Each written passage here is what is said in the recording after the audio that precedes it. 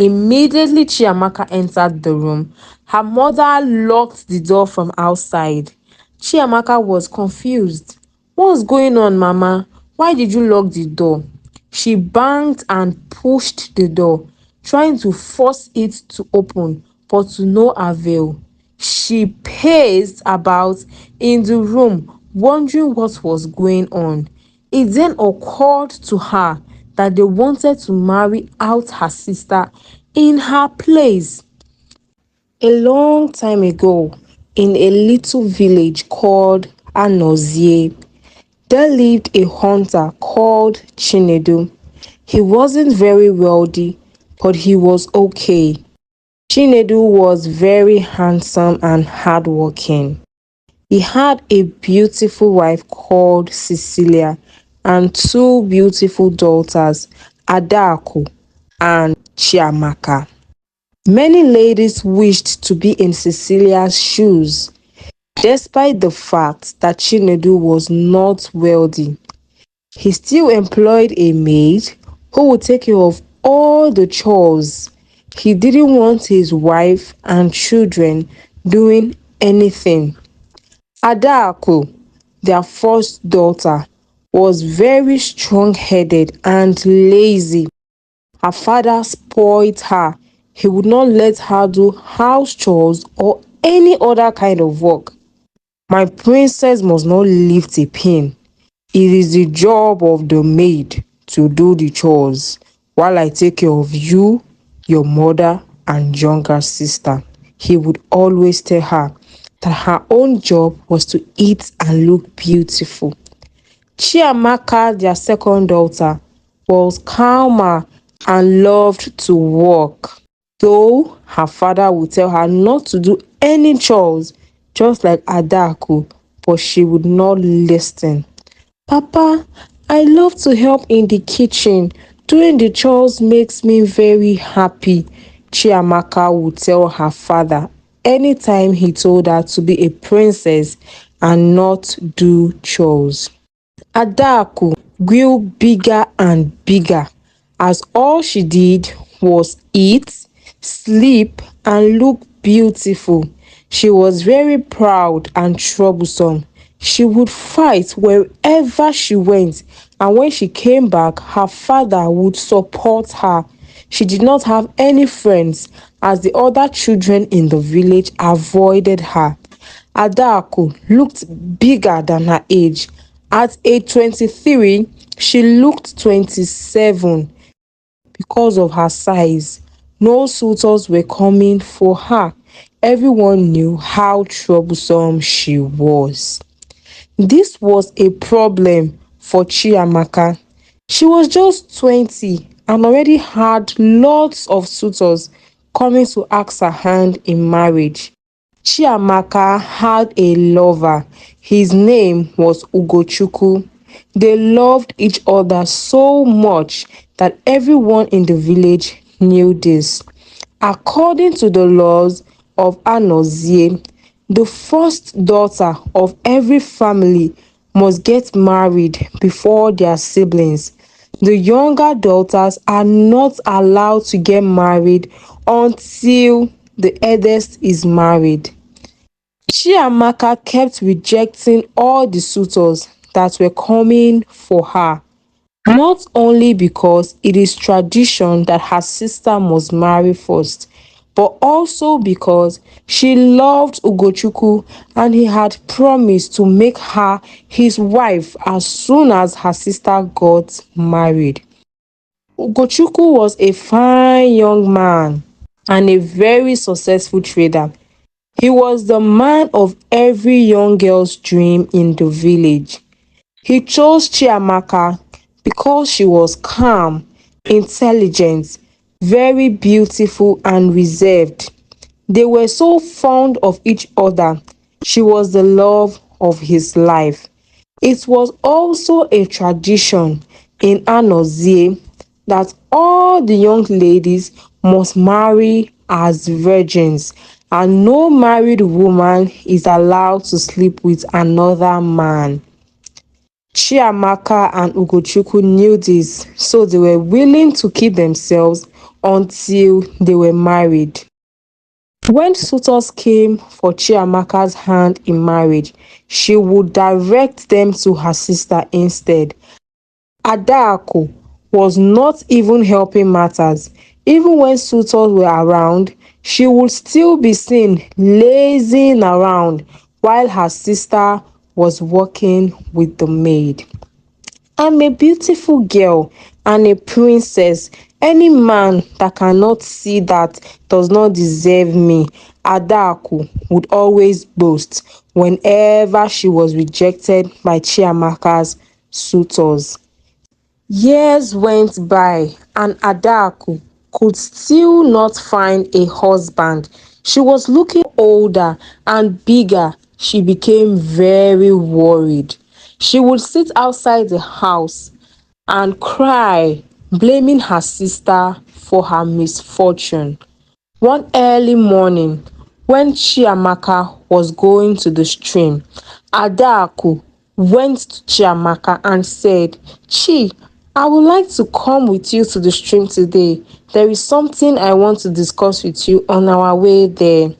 Chiamaka was surprised. Her sister had never been interested in going to the stream before, no matter the reason.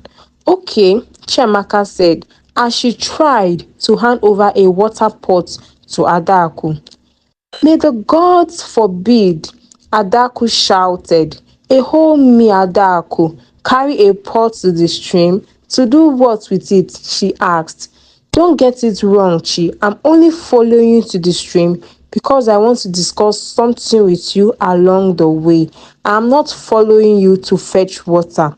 Chiamaka was very peaceful and carried the two pots by herself, placed one on her head and the other on her hand. Adaku just followed her sister empty-handed without trying to help. "Ada, what is it you said you want to talk to me about?"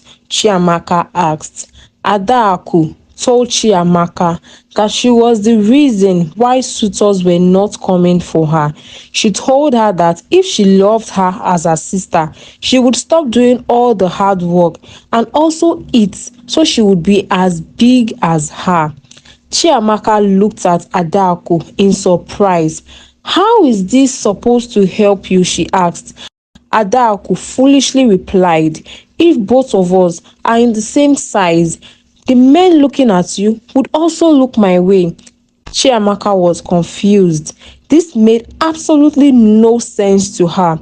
She explained to her sister that she was not even interested in any of the suitors and that Ugochukwu was her world.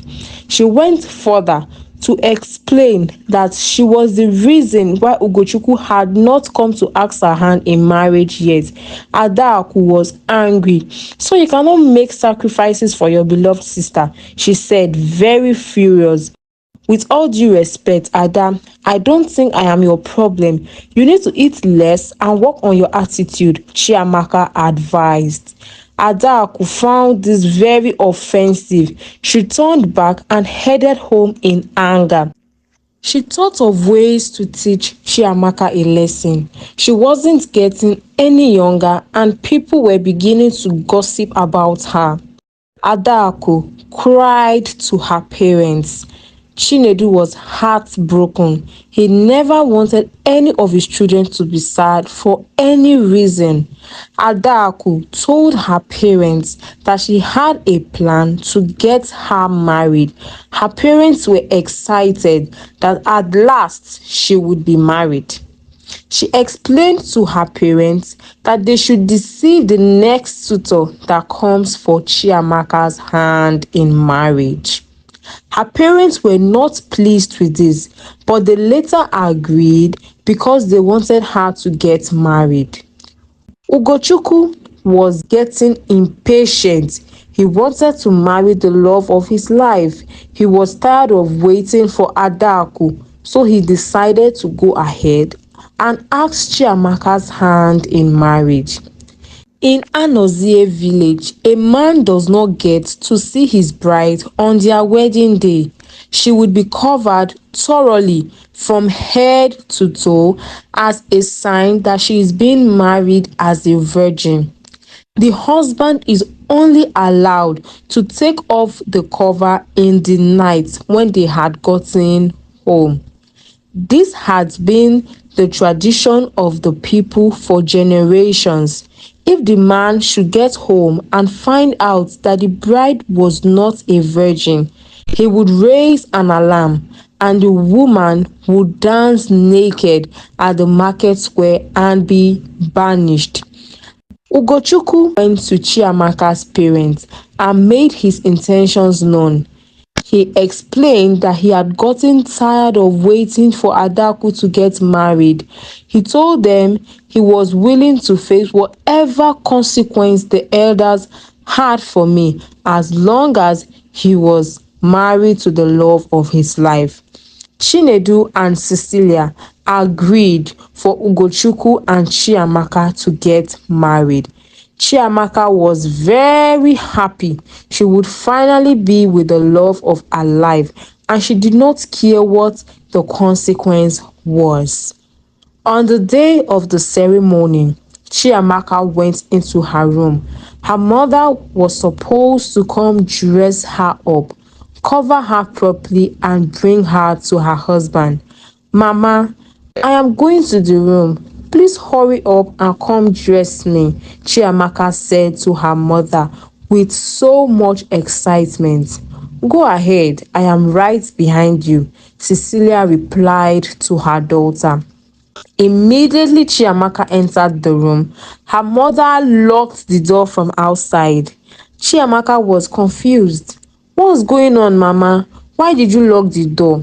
She banged and pushed the door, trying to force it to open, but to no avail. She paced about in the room, wondering what was going on. It then occurred to her that they wanted to marry out her sister in her place. Chiamaka screamed and cried and begged, but no one could hear her or come to her aid. The whole family was in on it. The noise from the ceremony was loud, and her room was at the other end of the compound, so no matter how loud she cried, no one could hear her. Adaku was dressed in place of Chiamaka. Her mother took her to Ugochukwu. She was very happy. "I'm finally getting married," she said as she smiled underneath her veil. Ugochukwu was very happy when they brought her out. He had no idea he was being deceived into marrying Adaku. They had concluded the marriage rites, and Ugochukwu paid Adaku's bride price unknowingly. After the ceremony, he took his wife back home. The moment they got inside, he was so eager to see the face of his wife as he took off the veil. "Ah, what is this?" Ugochukwu shouted in shock. "What's going on here?" He ran out of the room. "There's been a mistake," he shouted as he tried to call the attention of the neighbors. The neighbors ran into his compound to find out what had happened. "This is not my wife," he said. "I have not touched her. Please take her back to her parents. It's Chiamaka I married."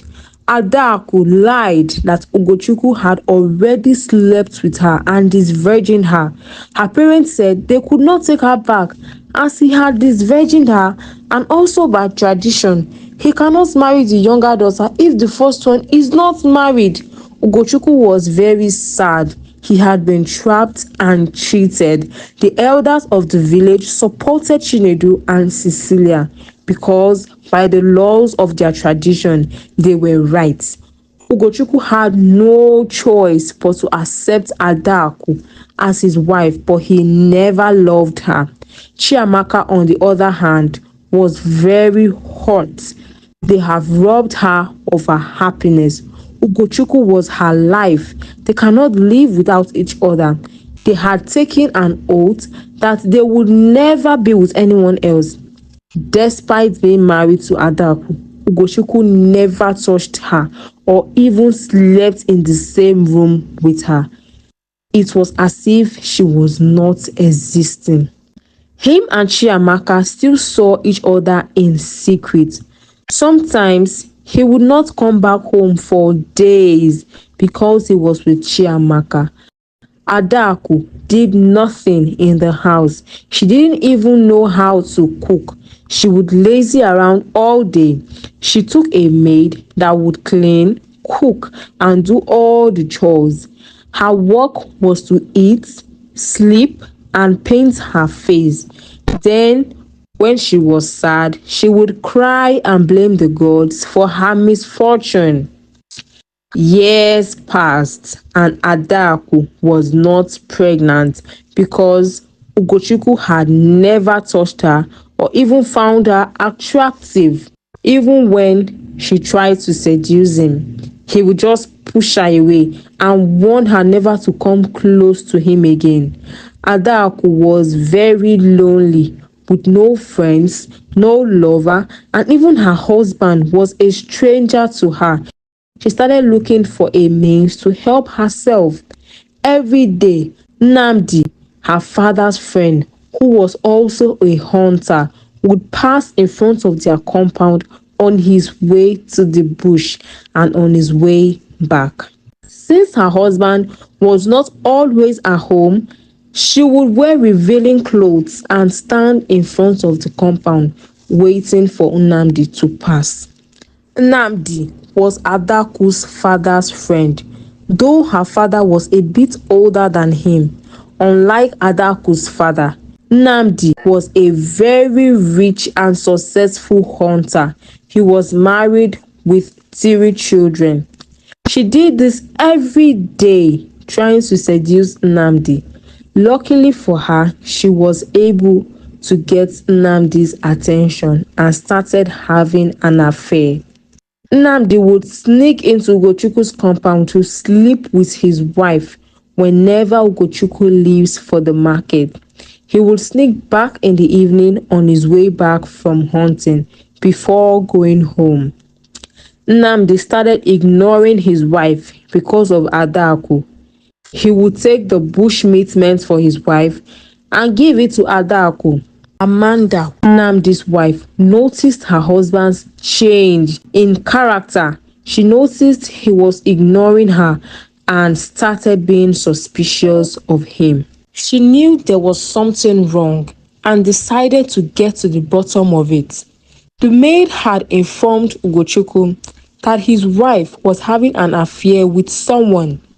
Ugochukwu did not care. He was not bothered at all. She can sleep with all the men in the whole world if she likes. I don't care, he said to the maid. She tried to tell him who it was and that they did it in his house. Leave me be, Ugochukwu shouted at her. I do not care for such news. She is free to do whatever she likes. The maid then minded her business and kept her mouth shut. Ugochukwu and Chiamaka kept seeing each other in secret, and this led to Chiamaka getting pregnant. Chiamaka started falling sick every morning. She no longer had the strength to do as many chores as she did before. She would sleep almost all day, and yet the sleep was never enough. She told Ugochukwu what she was experiencing and that she was worried. Ugochukwu paid a nurse to examine her. Congratulations, madam, you are pregnant, the nurse said. Chiamaka was happy. She would have a child for the love of her life. But at the same time, she was scared. If the villagers found out she slept with a married man, she would dance naked in the market square and then be banished. She told the nurse not to inform Ugochukwu or anyone else yet. One morning, when Ugochukwu left for the market, she waited for him along the road that led to the market. Ugo, we are in trouble, she said while crying.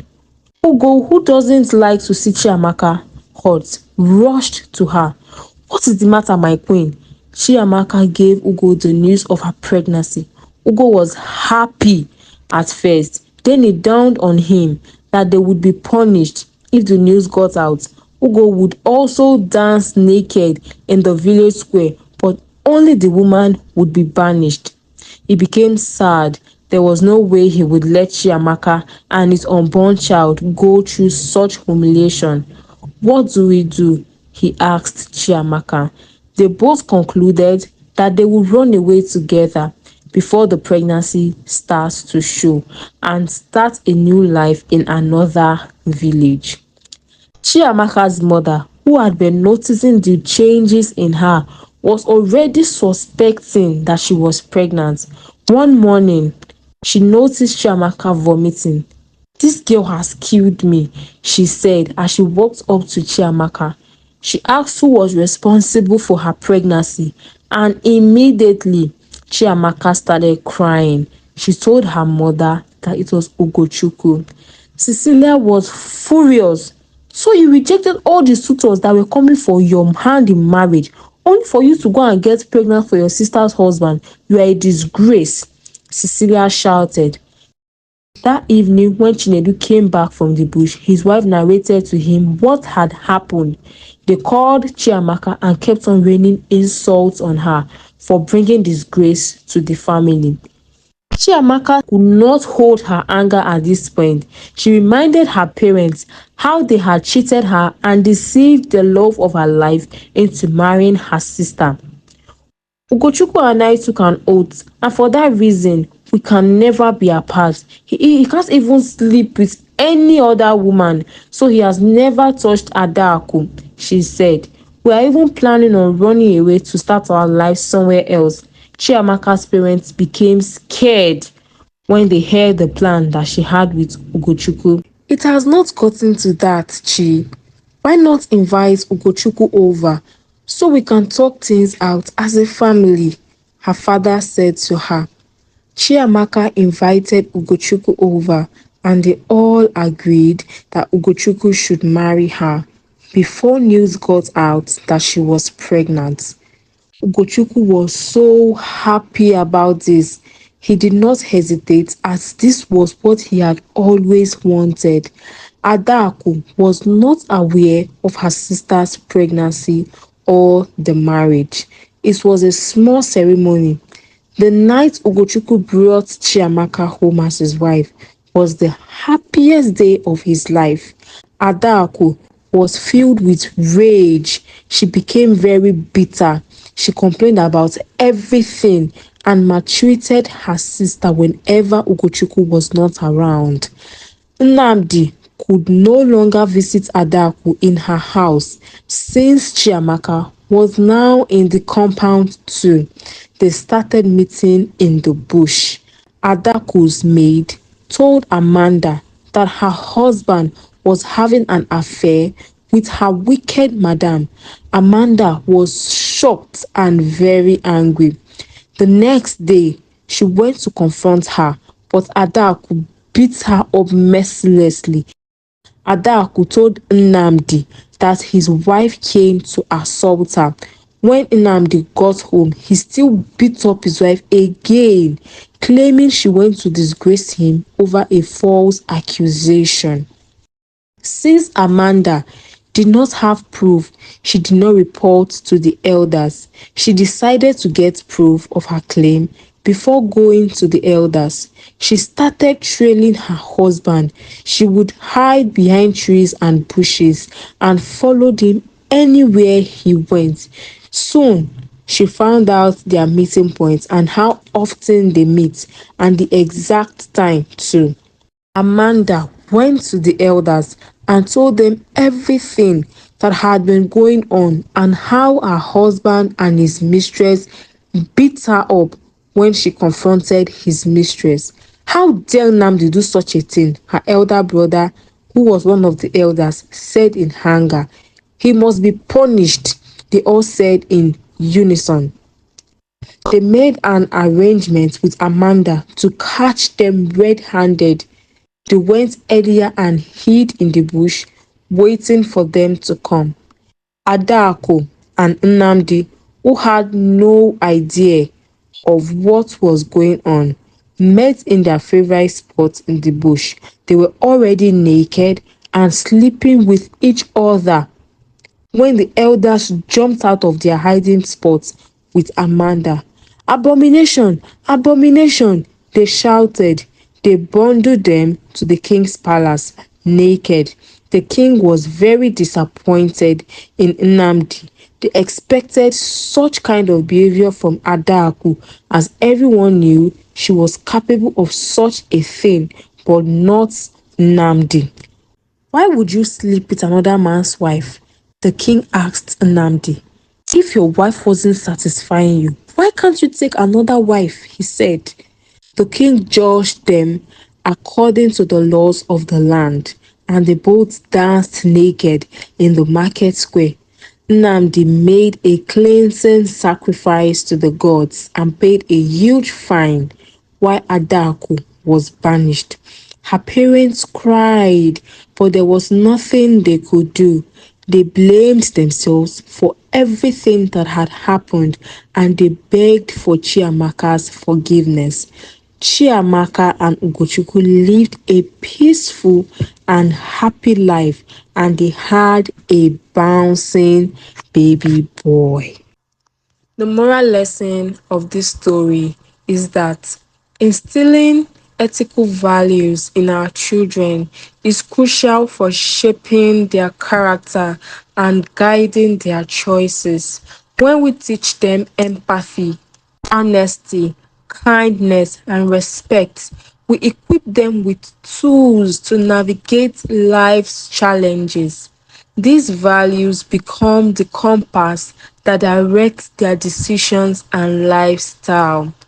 Thank you for watching. Please like, share, and subscribe to my YouTube channel.